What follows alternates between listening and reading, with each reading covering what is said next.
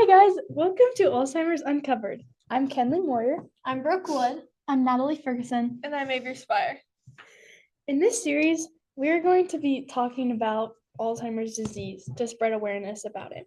We're so happy that you guys are taking the time to listen and learn about Alzheimer's disease.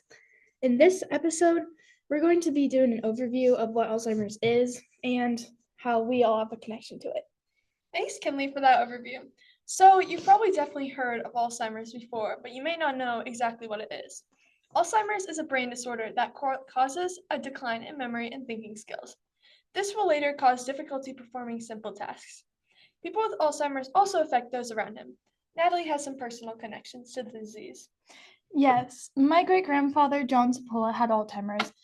He was born in 1935 and died in 2021 from Alzheimer's and cancer. He was diagnosed with Alzheimer's in 2014, but we believe he had it much longer.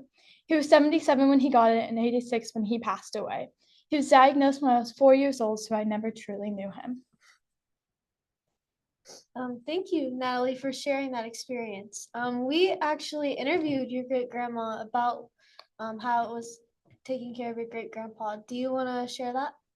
Sure. When we interviewed my great-grandma about it, how it was being the main caretaker of her husband, John, she explained to us how many people, like friends, their church community, and even some family members started to exclude them. While trying to find a diagnosis, many doctors ignored them or pushed aside their concerns. His mother had Alzheimer's, but they also described it as natural dementia, never truly diagnosing it as Alzheimer's. Some of his many symptoms were short-term memory loss, struggles with driving, and following road signs. At early signs of Alzheimer's, they decided to move homes to be closer to family so we could help out more.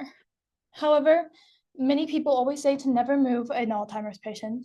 He lost everything that he was familiar with, and it was a very hard struggle for him to regain everything around him.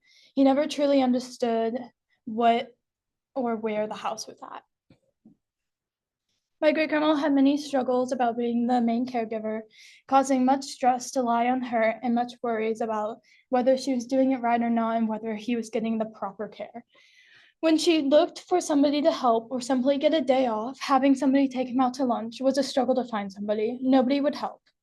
She says that the biggest struggle was for people to understand how to communicate with him. Personally, I found the best way to communicate was simply just to be there, whether sitting on a couch and waiting for him to tell his stories or being in the same room as him and eating dinner with him, not expecting him to do anything and not requiring him to do anything.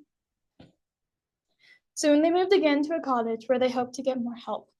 But the owners were very rude. Here they started physical therapy, which is when they found the Parkinson's disease. Before his Alzheimer's, he was a very extroverted person, very respectable, knowing what to say always. After he got it, he became embarrassed of himself and wanted to stay away from everybody. My great-grandma said that one of the things that makes it so hard is people cannot really help you because just the word Alzheimer's is so devastating and it normally scares people away. They don't know what to do. People drop them simply because of this. She believes that she may have done the same thing at the time. Now, however, she would never even imagine dropping somebody because of a simple disease. Her advice was to always keep it private. The public doesn't need to know your issues. They don't need to know everything. And to not expect them to do anything for you, just to be there for them and allow them to choose what to say and what they want to do. Thank you for sharing that. We really appreciate it. Brooke, you also have a small tie to Alzheimer's. Do you want to share anything about it? Sure. My connection wasn't like, huge or anything, but my great grandma also had Alzheimer's. And I was really young, so I didn't remember much, but I did notice like little things here and there. She would constantly forget things. She would recognize us, but I don't think she knew like how my mom and I were related to her. And my mom said that it got so bad to the point where she couldn't even remember like what house she was in. And that's when my mom like first started to notice real signs. But I'm sure it was really hard for my grandma to take care of her. Kenley, you also have a tie to Alzheimer's. Do you want to share that as well? I'd love to. It's also not a very big tie because I actually never knew my great grandpa who had Alzheimer's.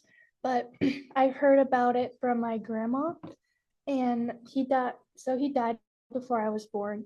But I think a lot of similar things happened. I'm not exactly sure his whole story, but I do also know that my grandma said that it is genetic on her side of the family for Alzheimer's. So many people that she was related to on her side has had Alzheimer's before. Yeah. But I feel like this is probably a pretty good place to end the episode. And I hope everyone took the key thing away from this is that a lot of people have personal connections to Alzheimer's, whether they're big or not, and there's always something you can do to help. So come back to the next episode where we'll get into the science behind Alzheimer's. Thank you. Thank you. Thank you.